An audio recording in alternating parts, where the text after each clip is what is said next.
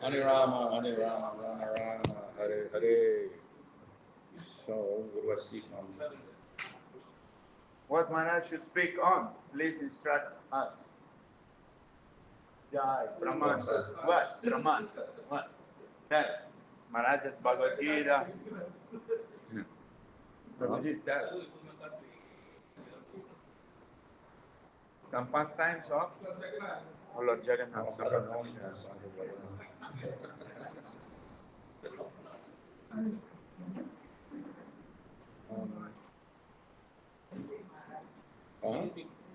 Anything, okay. Namo Vishnu Krishna Stadudalesh Mate Bhakti Vedanta Swami Nitinane. Namaste Saraswati Devi Gauravani Pracharane Nirvashesha Shunyavadi Paschatya Charane Sri Krishna Chaitanya Prabhu Nityananda Sri Dvaita Gadadhar Sri Gaur Bhaktivinoda Hare Krishna Krishna Krishna Hare Hare Hare Rama Hare Rama Rama Rama Hare Hare. So Srila Prabhupada went to America in the 1960s and he established International Society for Krishna Consciousness. He did kirtan and he preached. But he spent a considerable amount of time writing. So we see in New York he had his typewriter and he wrote the manuscript for the Bhagavad Gita. Later that was published by Macmillan and later by PBT. And after he did that, and then he wrote Nectar Devotion, Upanishad, and teachings about Chaitanya, Krishna book. And then he started doing the whole Bhagavatam. And in the middle, he did Chaitanya Charitamrita. And then he continued the Bhagavatam up until his appearance. And he got into 14th chapter of 10th canto at that time. So he spent a considerable amount of time writing.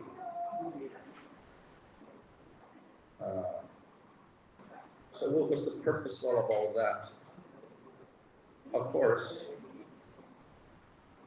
our main activity is Nam Sankirtan. And the devotees were doing kirtan, and that's what attracted them. But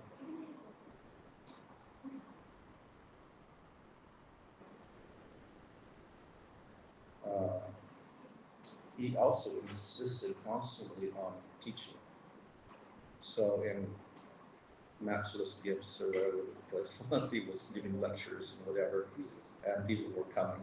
And I doubt that they actually understood anything that Prabhupada spoke, because he was speaking Bhagavad Gita and he was speaking with a heavy Indian accent and whatever, so I don't think they actually understood. But nevertheless, Prabhupada insisted on speaking, and he insisted on writing. So that was an important part of the movement that Prabhupada established.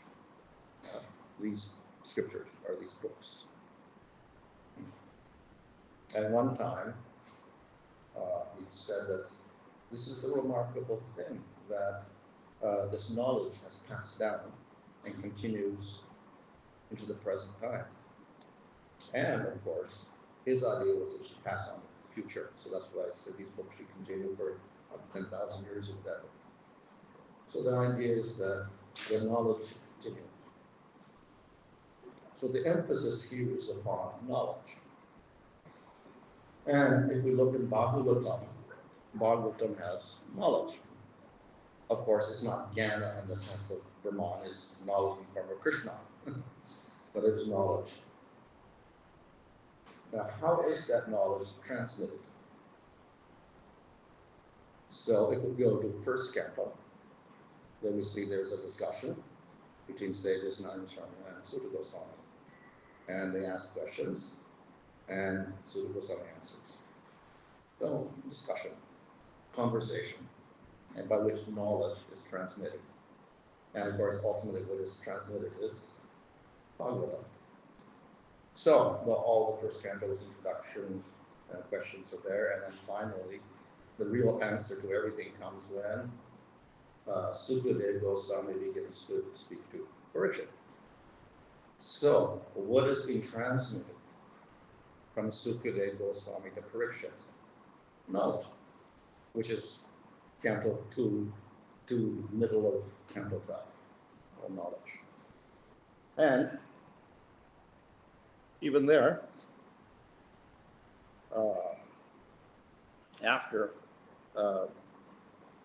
first canto, second canto, and then we get into third, fourth, and fifth canto. And then within Sukadeva's discussion with Parikshit, there are conversations involving Vidura, Maitreya, Narada Muni, Brahma, Uddhava, many different persons. And what are they doing? They're giving knowledge. So the important thing in a parampara is knowledge. That's the most important thing. Usually when we talk about disciplic succession, one would think, well, traditionally, people think of a succession, then they may think of a Diksha succession. And that's traditionally what is done, a Diksha succession. And of course that's there. But if we look at Bhagavatam, they rarely speak about Diksha at all. It's all teaching. Somebody teaches somebody teaches somebody. It's not saying I'm giving you a mantra and I'm giving you Diksha. No. I'm giving you teachings. So Brahma teaches Narada, Narada teaches Vyasa, etc. But they're not teaching mantras, they're teaching teachings. So in other words, it's Shiksha. And this is the important aspect. Now, in Sampradayas, maybe Sri Sampradaya, or Marva Sampradaya, Nabarka Sampradaya, whatever, Gaudiya Sampradaya, they have a Diksha process also. So that's there. But we see that Bhaktisiddhanta Saraswati Thakur kind of ignored that. And you look in the Bhagavad Gita, which is an introductory book to spiritual knowledge. And in the introduction to the introductory book, there is a parampara table. And it's not a Diksha parampara. It is a Shiksha parampara. So by that, Prabhupada is indicating that the important thing in our tradition is the passing of knowledge through Shiksha, not Diksha. People will challenge this whole thing. Say, oh, you don't have a sampradaya, whatever like that. It's a Shiksha. We're talking about Shiksha. We're not talking about Diksha. We can also trace the Diksha parampara, but he wasn't much interested in that. Like Bhaktivinoda Thakur also had a Diksha Guru, and he mentions that in some of his poetry. But Bhaktisiddhanta never mentions his Diksha Guru. That's Bhaktivinoda's Diksha Guru. He never mentions that. And he puts Jagannath Babaji there instead. Why? Because the Shiksha was more important for him. So in this way, we have a very, let's say, great emphasis from Bhaktisiddhanta Saraswati Thakur and Srila Prabhupada on a Shiksha parampara.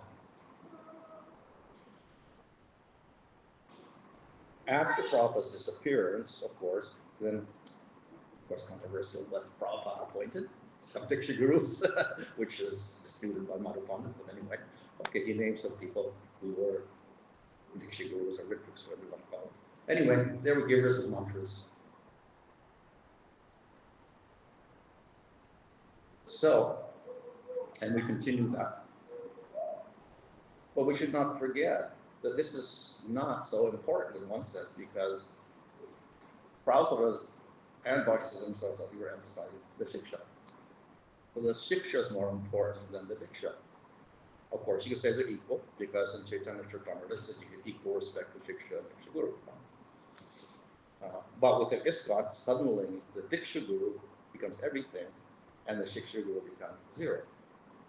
And the Diksha Guru takes the place of the Shiksha Guru. Also, it becomes both kind of, because that Prabhupada was in the position of being both. So usually the Diksha Guru becomes a Shiksha Diksha Guru for all disciples. So, of course, nothing wrong with that in one sense, but we do have to realize that there is a functional difference, one, between a Shiksha Guru and a Diksha Guru, which most people don't really understand. Of course, we know Shiksha Guru gives teachings, of course, but what does the Diksha Guru do in this time? Gives teachings, what else does he do?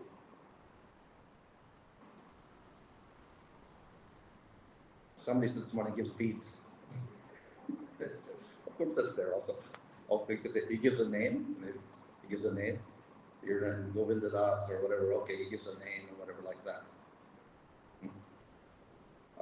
Yeah, you could say that. But actually, scripturally, or even historically, if we look at it, Diksha was different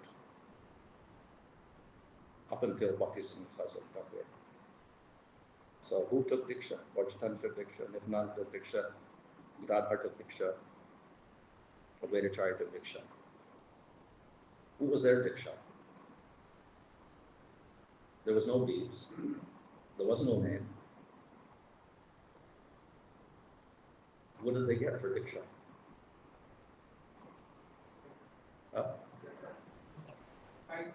Well, actually not Gayatri. They got a mantra, definitely. It wasn't the Gayatri mantra. Yes. Krishna, they got a 10-syllable Krishna mantra, basically. That's what Lord Chaitanya got. And that's also what Nityananda got. Advaita Acharya, I don't know what he got. Maybe he got the 18-syllable, like we get. We get an 18-syllable mantra. We don't even get the same one that Lord Chaitanya got. We get a different one. Similar, but longer. He got 10 syllables, we got 18 syllables. We got 8 syllables extra in our mantra. So that was their Diksha. They get a mantra in the ear, which is silent, and you don't tell anybody. So you can't preach it really. So that was their Diksha, which they didn't publicize. And then Lord Chaitanya, but then he taught something else. He didn't teach Diksha mantras, he taught Nam Sankirtan. And the glory and unique feature of Nam Sankirtan, one of its glories is it doesn't require Diksha at all. You don't have to have Diksha to get Hare Krishna. Nobody has to give it to you, and it still has power. You can get your Diksha mantra secretly from a scripture and not tell anybody you get it, but it hasn't got power. It has to come through the Guru. And the Guru has to teach you the mantra and the meaning and how to chant the mantra and its esoteric features or whatever. So that's the importance of a Diksha Guru. He teaches the mantra and its meaning, all that sort of thing. It's a little technical. But Nam is different. Doesn't require all that. Of course, there is one requirement. Anybody can chant the name, even accidentally you can chant, like Ajamil named his son Narayana. You can't name your child after the Krishna 18-syllable Krishna mantra. It doesn't work that way. But you could accidentally name your child Krishna or Narayana or Vishnu or Hayagriva or whatever, because that was your grandfather's name or something, or the name of your village or whatever. It has Krishna in it, so you can name it that way. So accidentally. And it has benefit. You can destroy all your sins, all your karmas. Even accidentally, not even with devotion. So that's the power of the name.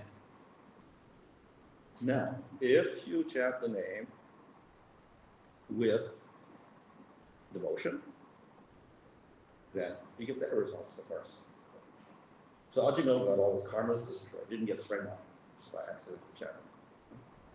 If you have devotion and knowledge, which goes along with the devotion, then you can get prema. So therefore, everybody can chant the holy name, does not require initiation, but you do need some devotion, and to have proper devotion, what we call Sudha Bhakti, but then you do have to have some knowledge, like Rupa Goswami's nectar devotion. You don't understand what is pure bhakti. So there is some requirement for prema. No requirement for people to chant the holy name, whatever. If you're on the radio, if you're in the street, whatever, fine. However, it's not secret. To get prema, then it would require some knowledge. That's why we have the knowledge in Bhagavatam, Bhagavad Gita, nectar devotion, etc.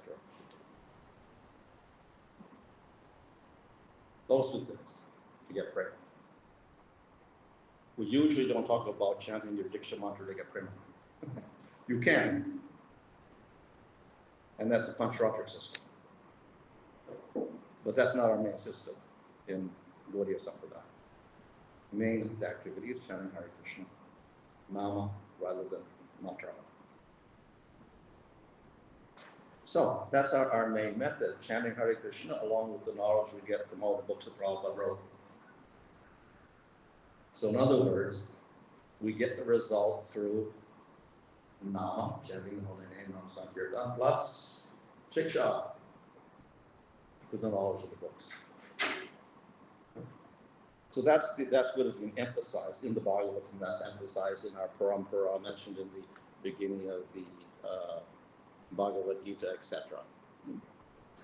Now, to get that knowledge, there's also a requirement. What is the requirement? Respect. So that's where the guru comes in. Yeah. So we have countless quotations. We had these in the purport this morning.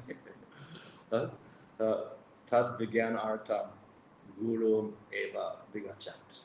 One should approach or must approach the guru in order to get vijnana knowledge. Famous quote. And several others are also there, including Bhagavad Gita. Upadeksha kite jnana jnanina satadarshana. One who has knowledge teaches you. Yeah. And of course, then you have to be pranipat, prashna, etc. So the idea is you have to go to a guru to get the knowledge. So who is the guru?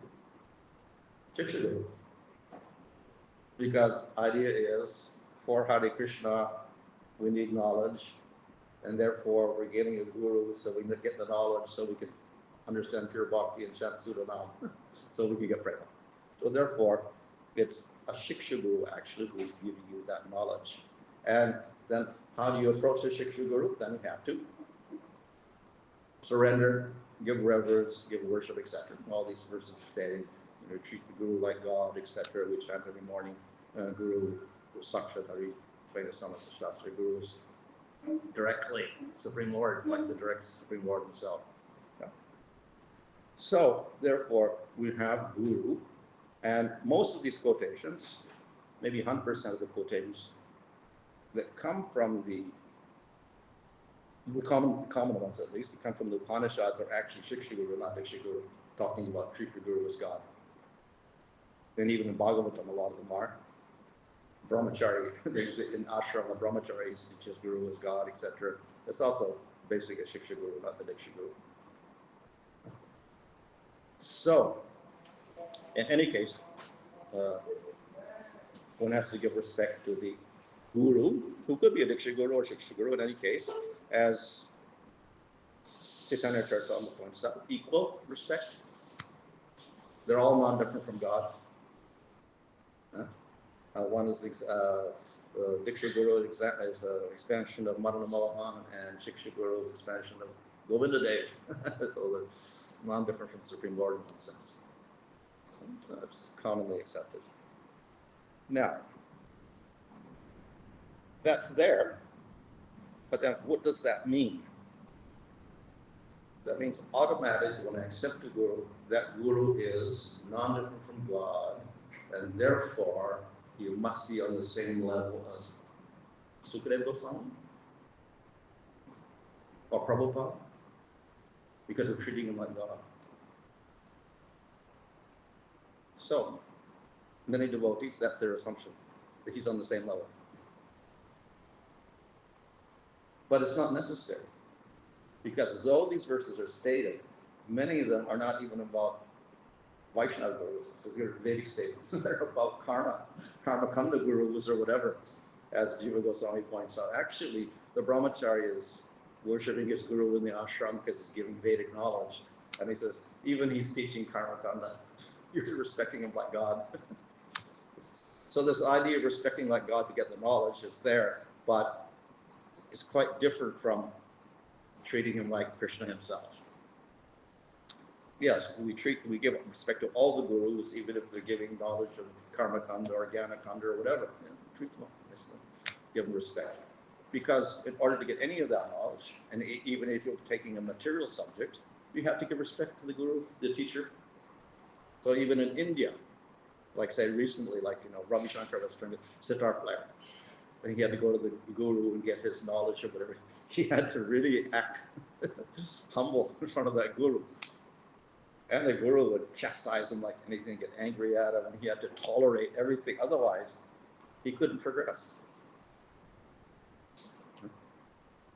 So even in material subjects, traditionally, you have to treat your gurus, you know, with respect.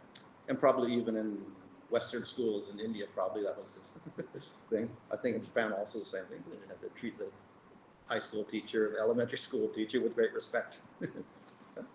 Probably teachers must know this also. If they don't get any respect, they're not going to learn anything. Students won't learn anything. So respect is very necessary. So this emphasized over and over in the Vedic scriptures, and particularly because they're generally speaking about spiritual knowledge. So that becomes more particular. And therefore, you have to give that respect. But as I said, the respect, yes, we're treating everyone like God, treating the guru who teaches karma kanda like God, etc. But then we have levels of respect also. So obviously, if he's teaching bhakti, he's going to get more respect than the one teaching karma kanda. If he's a madhyamadikaya teaching, we give one respect. If he's like Sukadeva Goswami, we're going to, you know, give him the highest respect. Or if Narada Muni, obviously, we're going to give him the highest respect. You know? If he's a great person, but he's not that high, maybe he's a madhyamadikari at Nishta stage or Ruchi, we still give great respect. So we treat him like God also. But still, we don't treat him the same as one high. So for the Vaishnavas, yes, we treat all Vaishnavas and we honor all Vaishnavas and those who are teaching us or give us the Diksha mantra, we treat them like God. But even then, we have levels of respect. And in Krishna Bhajnamrita, there, Maharaj says that according to the level of advancement of the guru, you get different level of respect. And there is no offense in doing so. So you worship the one who's higher level first, then you worship the other one second. So there's no offense. Which means that there are different levels of guru. It's not that automatically you become a guru, then you're on the highest level. Suddenly, one day you're a guru, previous day you weren't. Suddenly, you've advanced to prema. From this, doesn't mean that. But you're getting a certain amount of respect, that's all. But not the highest respect. So therefore, we have to be realistic in accepting rules. We understand there's different levels of advancement and different levels of respect. Okay. So anyway, we have all these different quotations. We should not then, oh, I have to treat my guru like God, so then he's in the highest position. We shouldn't just assume that automatically he's on the highest level because Scripture says guru is like this, therefore my guru is like that. Doesn't mean that. But there's going to be many gurus on different levels. Obviously, it's best to have the highest guru as your guru, but that's also very rare. So not everybody's going to have Narada Muni as a guru, or Sukadeva Goswami as a guru, or any other Rupa Goswami, whoever. Of course, they didn't give initiation anyway. Lord Chaitanya also didn't. Or any other great acharyas who gave initiation even. We're not going to have them as gurus. But some going to be less than that, obviously. So we should not artificially place gurus on a higher position than they are. But nevertheless, we don't disrespect anyone. So we have these different types of guru, the Shiksha guru, the Diksha guru, and as I said, in Chaitanya Charitamrita, they're treated equally. That, of course, is assuming that they are at equal levels. Now, if you have a Diksha guru, but you have a Shiksha guru that's higher in realization, then you would give more respect to the Shiksha guru. As we see in our parampara, we're tracing a Shiksha parampara, and Bhaktisiddhanta doesn't even mention the Diksha parampara at all. but because the Shiksha Guru was more prominent in terms of importance and level of realization. Okay, so I hope we understand the difference between Shiksha and Diksha. When we talk about it, of course, ISKCON is kind of merged, everything gets merged, and Diksha Guru becomes the Guru, and that's everything. But technically, Diksha Guru means the one who gives the mantra in second initiation. And may not even give you the Brahma Gayatri mantra. Because before Bhaktisiddhanta Saraswati, there was no Brahma Gayatri as part of Vaishnava initiation at all.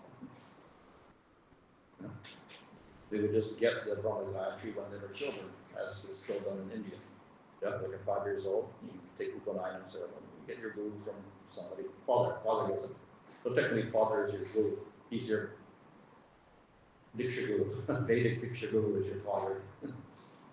So that was the system up until Bhaktisiddhanta Saraswati. So the add-on of the Brahma Gayatri, Vedic Gayatri, is extra. It's not part of the Diksha. And if you don't have the Brahma Gayatri, it doesn't really matter. You're still, if you don't have it, it doesn't matter. You can still worship the Deity. If you have the Krishna mantra, then it's your Diksha. So the name is there, of course, as part of Pancha Samskar, which is a Pancharatric rite, where you get a name, you get the mantra, you get tilak, you get branded with a shankha and chakra on your shoulder, with the hot brands, and you do deity worship. So those are 5 samskars of Diksha in Pancharatra. Still followed in Ramanuja Sampradaya, even now we do that. But it was not much followed in the Gaudiya Sampradaya, so that's why even Lord Chaitanya and Nityananda, it didn't take names at all. Even Vishnu Chakravarti Thakur didn't get a name, but they got a mantra. So, therefore, the important part is the mantra, not the name or anything like that. You can give the name also. So Bhaktisiddhanta Saraswati Thakur, he also gave names to everyone. Yes. But the most important thing is the mantra. If you don't know the mantra, you cannot do the deity worship. We do not trace the parampara by your name that you get from the Guru. If you don't know the mantra, it's not a Diksha parampara. If you got the mantra, fine. If you just got a name like Gopal Das, that doesn't mean anything. It doesn't, you can't trace your parampara. I got a name like this from somebody, that doesn't mean you're in the parampara. If you get the mantra, fine. So the mantra is the most important part of the Diksha, traditionally. But when in ISKCON we talk about Diksha Guru, we don't even think about the mantra. So what does Diksha Guru mean? And that's a little puzzling. So this morning somebody's the one who gives you the beads. Okay, and I said, well, maybe the one who gives you the name is partially correct, I said. But as I said, the main thing is the mantra, which is like 80%. And then the tilak and the name should be maybe 20%. So if you get a name, okay, 20% initiation, 20% Diksha. Beads was not a tradition. It was something, it's not scriptural, but it was, I think, introduced by Bhaktisiddhanta Saraswati, or maybe before that also, but definitely Bhaktisiddhanta Saraswati gave beads. But was not part of Diksha. It was actually part of Namdam, giving the name, which was like our first initiation. So Bhaktisiddhanta Saraswati didn't even call it the first one initiation. Second was initiation, which is correct because you get the mantra. First, you get some beads. It was not called initiation, Namdam. And maybe if you have the name also. So therefore, that's not, we can't say that. You get beads, that's initiation. If you get the name, okay, it's part of the initiation, but not the major part. But what else is Diksha for people in this town? What does it mean?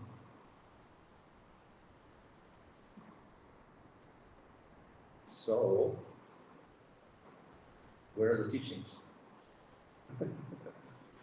They're taking Diksha as a ceremony. Getting beads, getting name, having fire sacrifice, and this and that. That's the Diksha. And even second initiation mantra, they don't consider that important. So for us, Diksha is a ceremony with a fire sacrifice. Fire sacrifice also was not there, even for first. It wasn't there for Rajatana or anybody else. They didn't do that. Pancharatri, yes. Panchasamskar, they do. More complicated. Hari Bhakti has a fire sacrifice for Diksha, but it's very complicated, and nobody in the Gaudiya Sangha, as far as I know, follows that. Nobody follows that at all. So most people, they don't do any fire sacrifice even for getting the mantra, even. They just give the mantra, finish the year, simple ceremony. And they don't have a first, what we call Harinam, or giving the holy name, or first initiation. That's not there. Nam is not there. Bhaktisiddhanta introduced this first ceremony, didn't call it Diksha. But for ISKCON, that becomes Diksha. And even if you don't get second initiation, it's initiated. So our whole usage of the term Diksha Guru becomes a little bit different from what is scripturally accepted. Because he would call initiated, but we don't even get the Diksha mantra. So at most, we got a name. But in doing so, talking about Diksha, I think the main problem is that we're ignoring the teaching completely, which is the most important thing as far as Lord Chaitanya is concerned, and even Prabhupada. People went to Prabhupada at the end, okay, how do we do the Diksha? That was the last minute thing. In the last few weeks, they asked Prabhupada that. Prabhupada was concerned about writing books, which he was doing for years on end. So it was the teaching which was most important for your spiritual advancement, not the ceremony, and not the Diksha or the Diksha mantra even. It's the teaching, which is most important of all.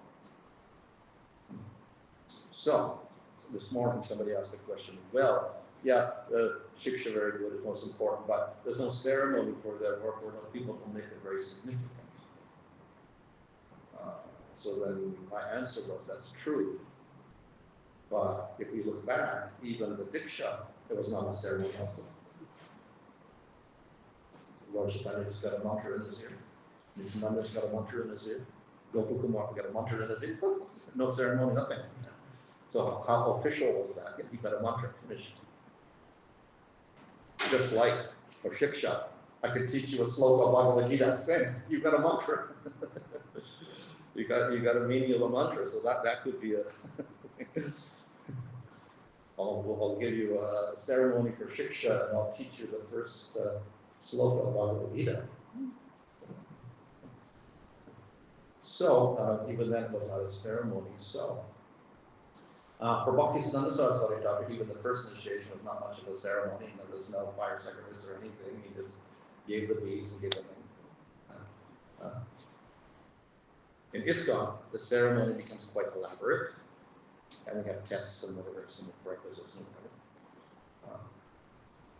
So there's something, say, beneficial in that, because it helps people aspire for a goal and make commitments and vows, etc. That's good. We could say the negative aspect is that it places too much on the ceremony and less on the actual meaning of what's happening. As I said, they forget all about the teachings completely, and they just rely on the ceremony to say I'm initiated. I got a name, that's it.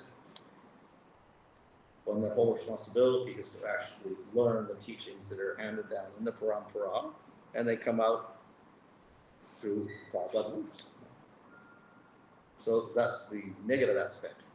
The positive aspect, yes, is they aspire. So the negative aspect is they forget about the main purpose of the whole thing.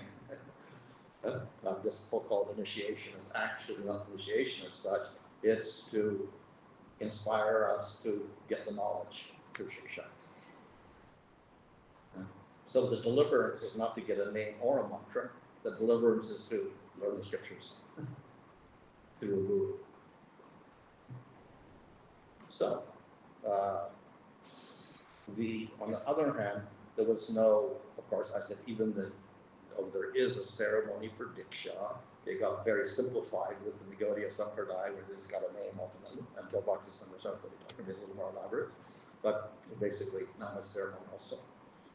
And Shiksha, even less ceremony, we can say.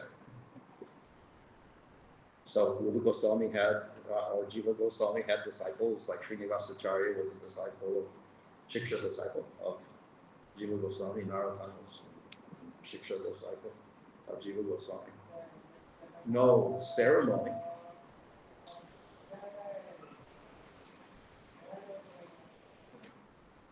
But also was not necessary, because they were fully dedicated to learning from them, that's all. Why do we have to have a ceremony for that, to get the learning?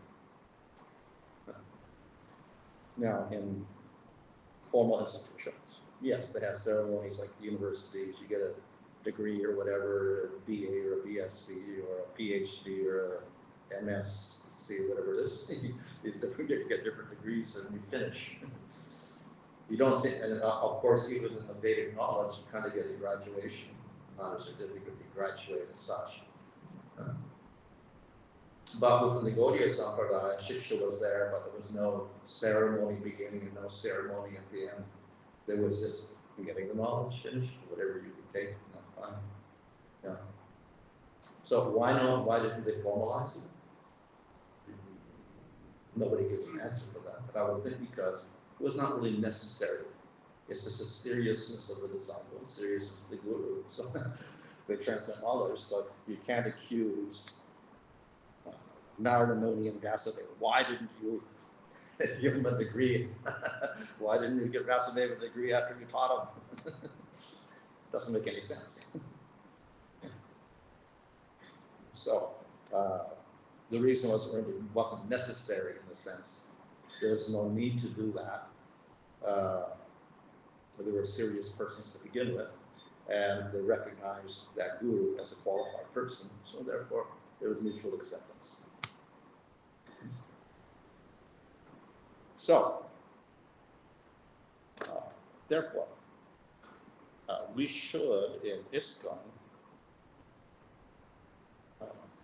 take a mature view of gurus, because it does cause problems, has caused problems in the past. And at the present, we have Mother Pandit with his court victory and publicizing all sorts of things on the internet and whatever. And if he wants to publicize the history of ISKCON gurus, yeah, it's true. So there were problems with the ISKCON gurus, and that's because they were getting worshipped into positions which they're not qualified for. Doesn't mean they can't be gurus, but and doesn't mean you can't get worship, but you can get worship on a higher level than what you are. That's all. So the same goes for the present gurus. So we should not repeat the same thing that happened in the past and put a present guru up on that high platform and worship on a level which he isn't. We recognize and we also give respect to all gurus at the same time. We realize their position realistically. And as I said, they're all worshipped because as non-different from God. Why? Because they're all giving the same knowledge. If they give knowledge of Bhagavan, it's not different from Krishna, so therefore you worship them like Krishna because of that. Now, some will get better knowledge according to how transparent they are, according to the level of advance. But nevertheless, they're all giving, so they get respect. Non-different from Krishna, but non-different, we could say, to various degrees. That's all. But they're all doing it. So one example is the postman. So what does the postman do? He simply delivers the message. He doesn't open up and start changing the letter and gives you a different letter and it comes out. He just basically gives whatever content is and the person gets the message. So then the faithful guru is one who does that, who gives the faithful message of Bhagavad Gita and Bhagavatam to the disciple without distortion. So that's his functional mindset. So because he does that, whatever level, we give respect to him. As I said, of course, some are better postmen than others, maybe. But nevertheless, they're all given the same message. They're not giving a different message, but one are making it a little more lively, maybe more inspiring. So we give them more respect. Nevertheless, we accept them as and give them respect because of that. We don't disrespect them. At the same time, we don't over-respect also. Okay, maybe the last point is that then, if we want to give that respect, the highest respect, we have an opportunity to do that. We give the highest respect to Srila Prabhupada. That's all. That solves the problem. And people say, oh, that's Ritvik philosophy. No, it's not. We're not talking about Diksha Guru. Ritvik's about the Diksha Guru. We're talking about giving the highest respect to Prabhupada, who is the founder of Charya, prominent Shiksha Guru, etc. That's all. So we want to give that high status and give the high worship we give to Srila Prabhupada. We want to respect other gurus, fine, we do that. But we recognize they're not on the same level. That's all.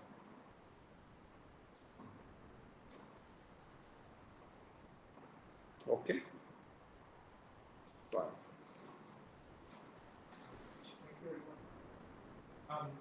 So we understand that there are different levels of guru. And, my question is, how do we draw the line to understand the minimum level of respect which is accorded to the guru without causing harm? Well, we actually give all respect to all of the entities.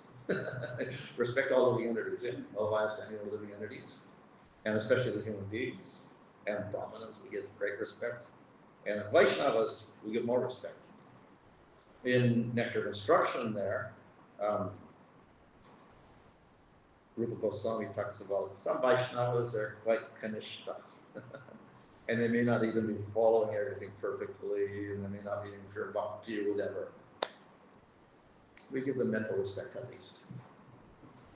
If they're practicing nicely and are practicing pure bhakti, they're actually above the kanishta at that stage. If they're actually following pure bhakti. If they're not following pure bhakti, we call them kanishta. They don't worship.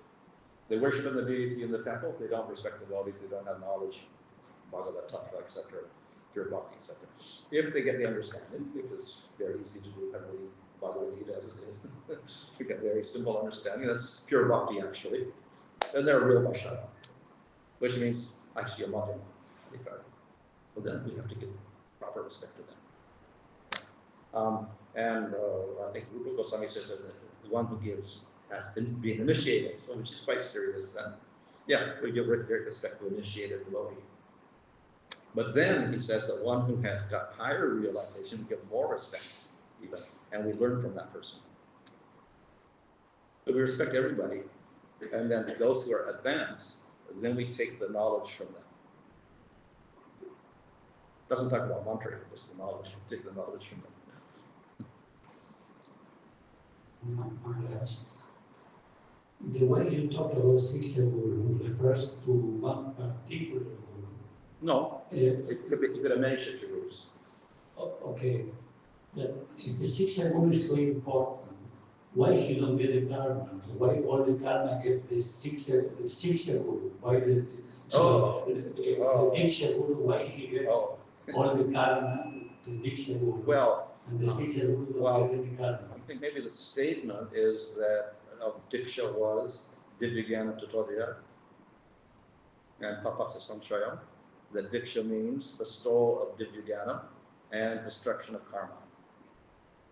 But this morning I pointed out that that does not just apply to Diksha Guru. It applies to the holy name also.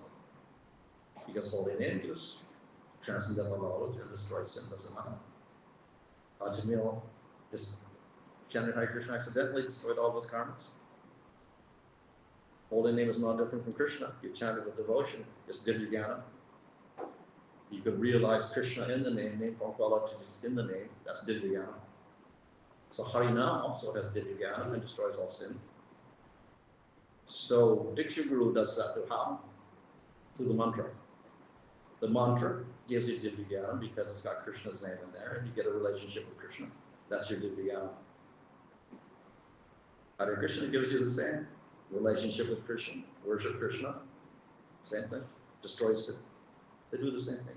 And of course, even Bhagavatam, learning Bhagavatam is Divyajnana, Bhagavad Gita is Divyajnana, and it all destroys sin. So they all do it. It's not just the Diksha Guru does that. So that's a distortion of the fact. And the definition, there's two verses there. One is Divyajnana means initiation, Diksha means destroy, get Divyajnana, destroy sin. And the next verse is, therefore, you get the mantra from the Guru. And therefore, Jiva Goswami comments, so the mantra is the Divyajnana. But that's not the only way you get Divyajnana, obviously. It's not the only way. And of course, destroying sin is a minor factor, actually. Because of an accidental chant, you can destroy all your sins. And people who are getting first initiation are already chanting 16 rounds, so all the karma is already destroyed. Without initiation, without even first initiation.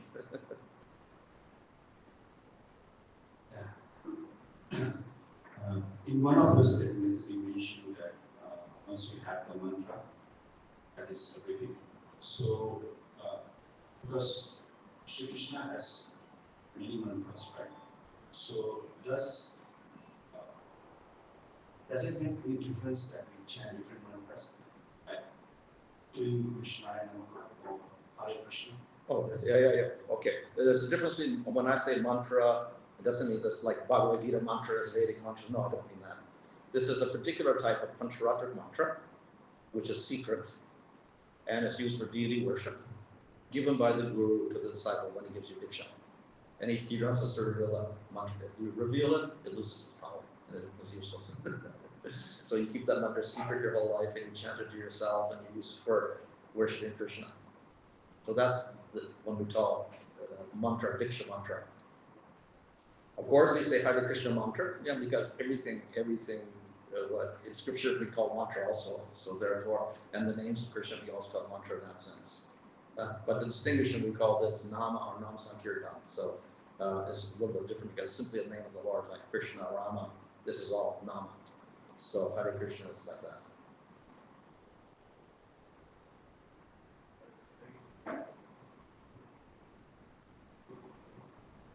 My question was, through Diksha Guru, faith, attachment and conviction is there.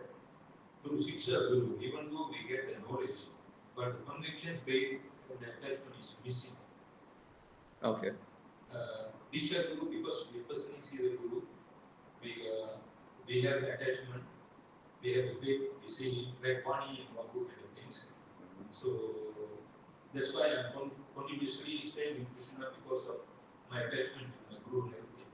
If I get a Shiksha Guru, my relationship with the Shiksha Guru is not as good as my Diksha Guru. So how does this place in the devotees? Well, it will be different for different people. So as I said, with Bhaktivinoda Thakur, it was the opposite.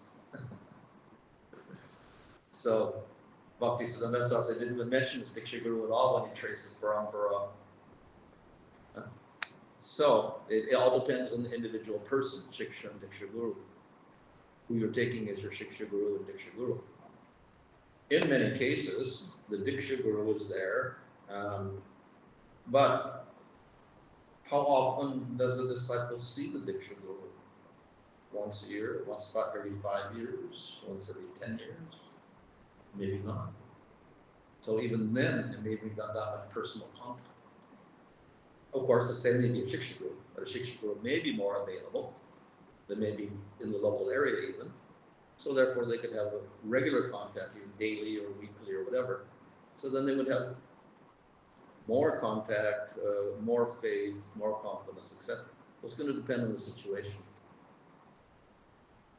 The other thing is that there may be a closer relationship with the Diksha Guru, not because of physical contact or anything, but it's because of prejudice. Diksha Guru is everything, so therefore I got my attachment to the Diksha Guru. That's all. It could be that also. not because of any specific thing the Diksha Guru is doing that is greater than a Shiksha Guru could do. In other words, if you could measure the amount of teachings that the Shiksha Guru gave over the Diksha Guru, maybe the Diksha Guru is given less than the Shiksha Guru did. But of course, it depends on one's own devotion. We can't mechanicalize everything. It would depend on devotion, but it could go either way. One could have a Diksha Guru, be very devoted to him, have a Shiksha Guru with less devotion, fine. Or it could be the opposite. You have more devotion to the Shiksha Guru, less for the less devotion, but you're getting less from him in one sense than from the Shiksha Guru. Therefore, you give more worship to the Shiksha Guru. One more question, Guru Maharaj. Sometimes we get confused between the Brahmana status and ordinary Vaishnavas. When we want to do worship for the deities, we are looking for a Brahmana only qualified to do worship for the deities. Whereas a Vaishnava ordinary initiated devotees, is very pure, is very pakka chanting, following all the regulatory principles. Whereas on the Brahmana says sometimes we lack of this discipline. How do we look into this kind of situation? Is ordinary Vaishnava, ordinary first initiation devotees, are they qualified to worship the deities? No, they are very pure and everything. Or they need to get a Brahmana status to worship them. Yeah. So maybe there's a confusion of terminologies. Yes, we call it Brahmana Diksha, but technically it's not because you're a Brahmana that you worship the deity, it's because you're a Vaishnava with a Vaishnava mantra, the Krishna mantra that you get. If you simply got the Brahmana mantra, which is the Brahma Gayatri, but you didn't have the Krishna mantra, you would not be allowed to worship the deity. There's so many Brahmanas here in KL probably. They don't have the Krishna mantra. We're not going to allow them to worship the deity. So it's because they got the Krishna mantra. And they have the Krishna mantra and they don't have the Brahma Gayatri, technically, they should be qualified to worship the deity if they're not Gaudiya Sampradaya or in our Sampradaya. But of course, it is generally you get both. So it's not because you're a Brahmana, it's because you got the Diksha mantra. So this is a Pancharatric rule for deity worship. That you should worship the deity with the Pancharatric secret Diksha mantra. That qualifies you to worship the deity. That's the Pancha Samskara was there. Deity worship is the last thing after you get the mantra. And so the two things go together. So first initiation doesn't give the mantra, so therefore you're not qualified to worship the deity. But one should not feel disqualified in one sense because deity worship is not the main item anyway. Harinam is the main item. That's the Yuga Dharma.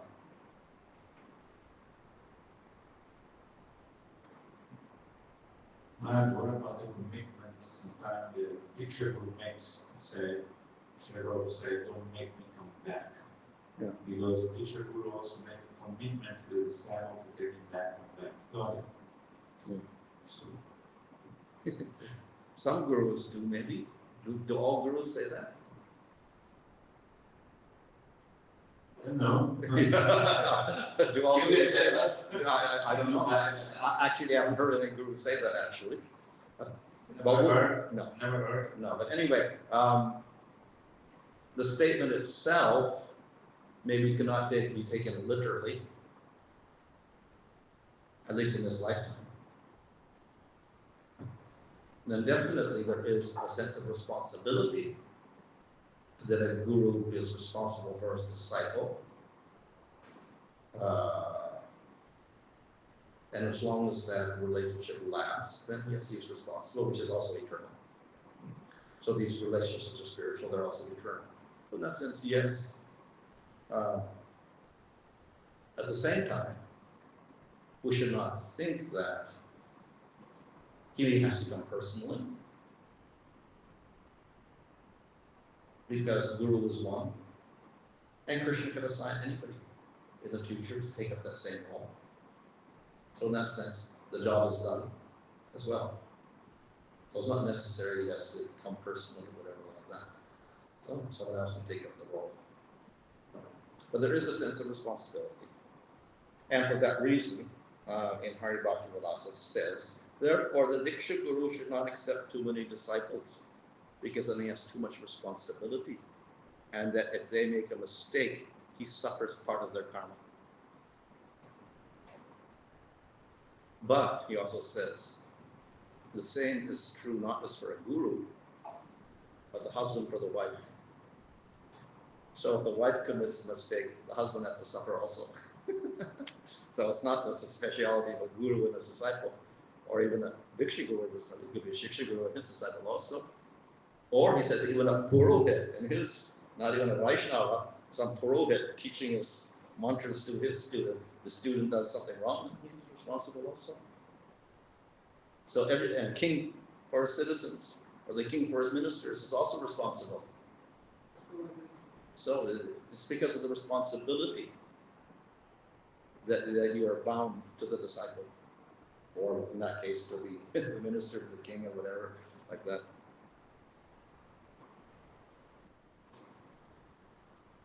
Hare Krishna. Thank you very much for coming to this. Maharaj, speaking of responsibility, does the Shiksha Guru also is responsible to deliver the person who is coming to him to help him to go back to God with Maharaj? Yeah, he's responsible for giving the teachings to his maximum. That's all he can do. The same for the Diksha Guru. He may say many things, but what can he do? He gives the mantra, and he gives as much teaching as he can. What else can he do? If he is like Narada Muni and has prema, perhaps he can zap him, and then he can get prema, and he can be like that. But most people are not like that. They don't get Kripa Siddhi. It can happen. Kripa Siddhi is there, but it's very rare. How about distant exams? Distant exams. Test his disciple. That's the disciple. Who? He could. Shiksha Guru could also test the disciple like that. But if you think the Diksha Guru is not there, What's that? for a person, the connection and the link between the Diksha Guru and the disciple, and the connection between the Siksha Guru and the person is not the same, right? The responsibility, commitment, something like that. It would depend on the disciple and depend on the guru. Some Diksha Gurus have many disciples and they can't even take care of them, so how can they be responsible for all of them? In general, like even in the material world, you can establish a relationship maximum 20 people. Beyond that, it gets a little bit,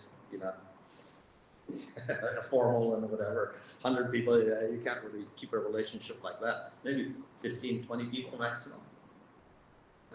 That's why in self-preaching, they don't go over 20.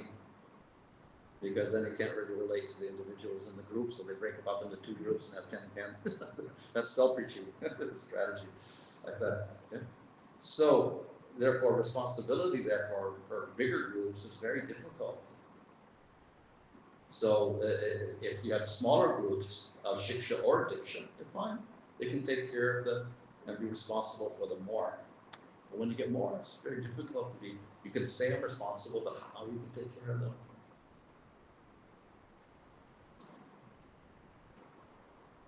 Maharaj? Okay. I think it's quite clear what you were saying. But I just was thinking about this incident of Bali Maharaj. So for Bali Maharaj, it's not clear who was his guru, because apparently the Diksha Guru, I think, getting astray. And then I don't see there is any Siksha Guru which is related to Bali Maharaj, at least I don't know. But still he managed to get Krishna. So how is that? Yeah, so, yeah. As I said, in the Bhagavatam, we don't see much about Diksha Guru. Did Narada Muni have a Diksha Guru? Did Vyasadeva have a Diksha Guru? I don't know. Did the Pandavas have a Diksha Guru? They had a Purohit, but I don't know whether he was a Vaishnava Diksha Guru. So this idea of Vaishnava Diksha Guru is a more recent type of thing. So, but they did have teachers. And that's what's carried on Bhagavad. It was all teaching on Diksha, who was your Diksha guru. I got teaching from this person, that's all it was. So it looks like they emphasize the teaching more than anything else. And of course, if they get mercy, that's another factor. Mercy of another person. So I guess they didn't consider it important if he had a Diksha guru or not. Even Prahlad would be a Diksha guru.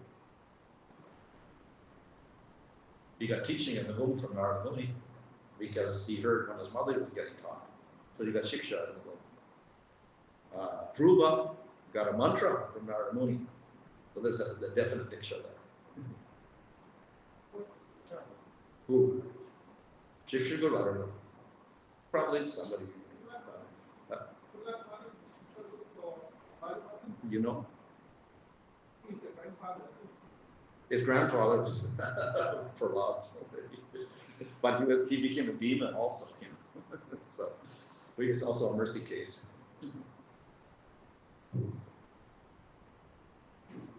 Maharaj.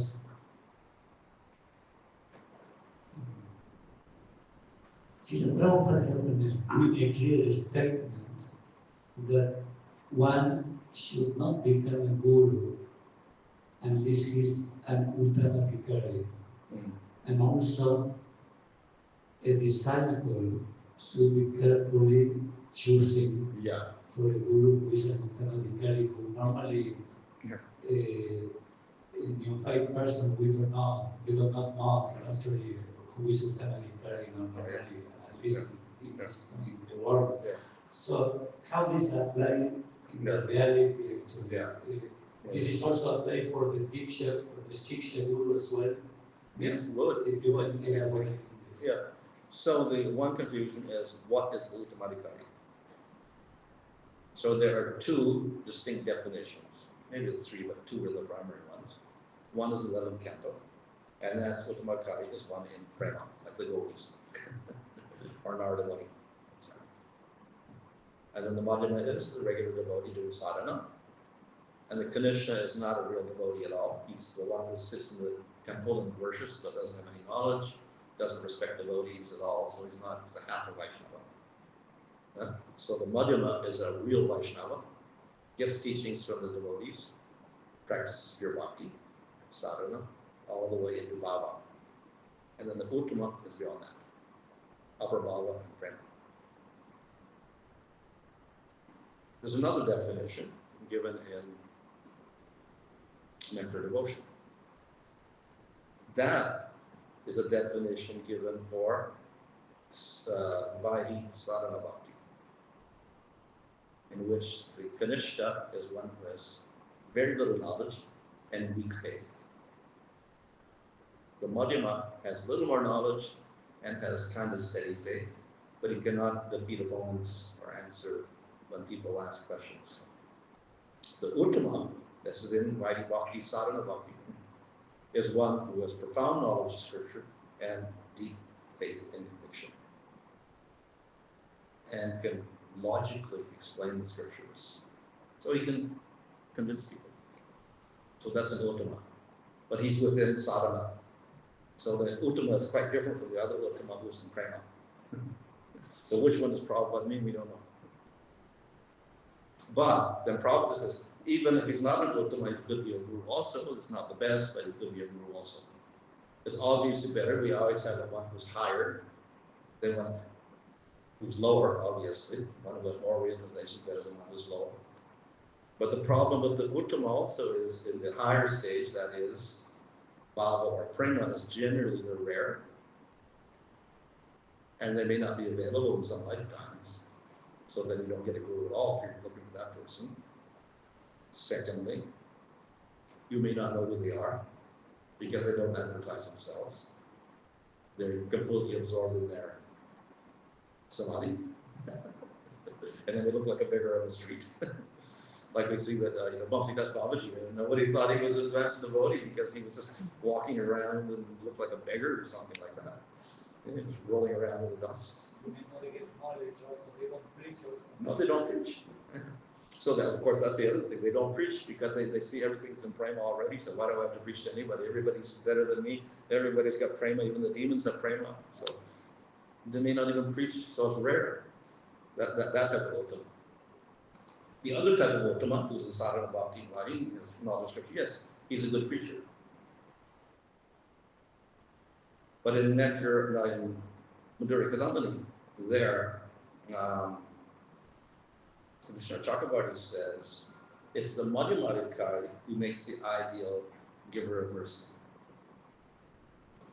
Because he makes differences. He sees the difference in the demon, avoids them, sees the devotees, preaches to them, preaches to the innocent.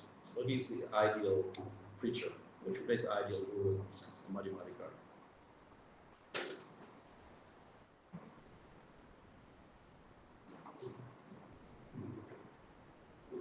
Hare Krishna Maharaj. Would like to ask, the Guru Puja that we do in ISKCON in the morning, right? Is it specifically for the founder Acharya Srila Prabhupada, or is it for the Guru Tattva? Is it for the Diksha? I mean, on our level, what do we see it? Yeah, it was established in Prabhupada's time for Prabhupada. That's how it was established. Later on, they did it for other gurus, but then afterwards they abolished that in the temples. You can do it in your personally in your house or whatever. Some temples just don't do it. I think they were doing it.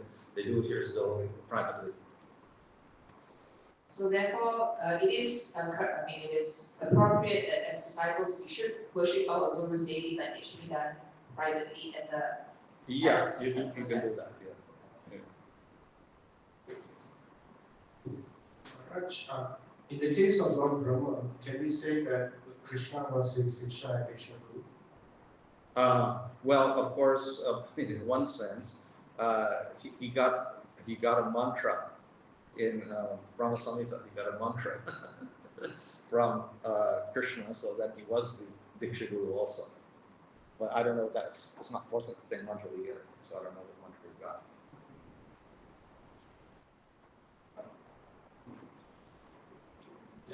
Just one question I have, Maharaj, regarding Siksha Guru, because I noticed in India, if you can clarify to me, they have kind of established in many temples a kind of a compulsory Siksha Guru. The temple president becomes the Siksha Guru. I have seen in few places, even the Bhaktas, because they get the knowledge from him, they cannot do anything if they don't ask him. Even after they get initiation, they still must keep them as a Siksha Guru. It cannot be compulsory. I know there is such a system in India like that, because you already did it in India. I don't know about it, so it's not compulsory, but maybe some temples do it. I don't know. But again, like even Diksha Guru, like Shiksha Guru, should not be automatic. It's also voluntary in one sense. It's not you can just make somebody be your Shiksha Guru, but you have to take Shiksha from me or whatever like that. Yes, you can do that function in one sense, but you may not be inspired to take him as a Shiksha Guru that you're going to worship like the Diksha Guru. On that level of Krishna, so to speak. You may want to take another Shiksha Guru. We don't allow them to take Siksha Guru. Oh, that's weird. That's a little bit systematic.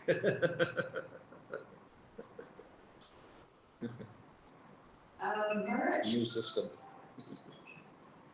Maharaj, if technically a person, let's say within the ISKCON realm, takes Siksha from gurus, like or any one guru, and never gets to the Diksha process, and it's chanting, that person has a chance to go get prema, because if they are receiving the teaching with devotion from the Siksha guru.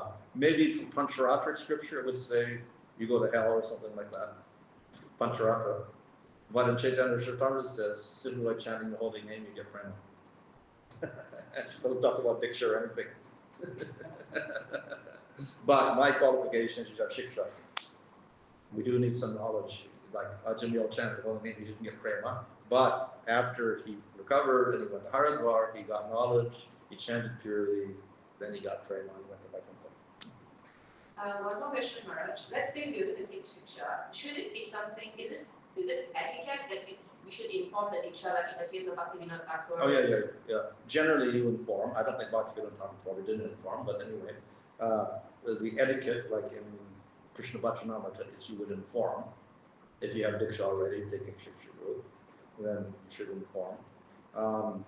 It was probably necessary previously because they didn't have any organizations.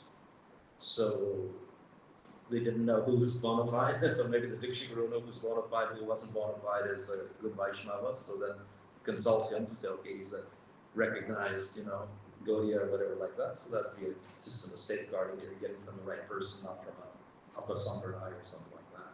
But with the ISKCON, that doesn't really hold so much because they're all practicing pure bhakti. So.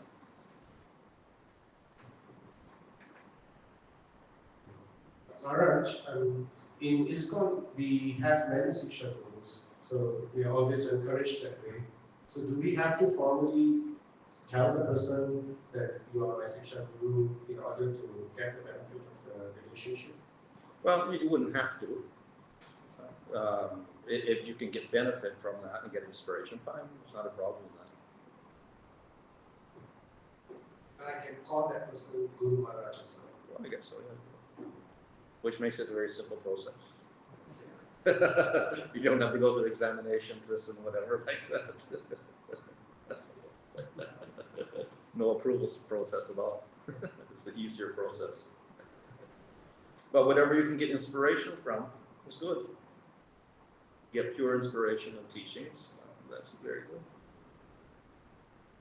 Knowledge, purity, and realization is important. What's that? Knowledge, purity, and realization is important for the person. Yes. Yes. Whether there's a Shiksha Guru or a Diksha Guru, it's important in either case.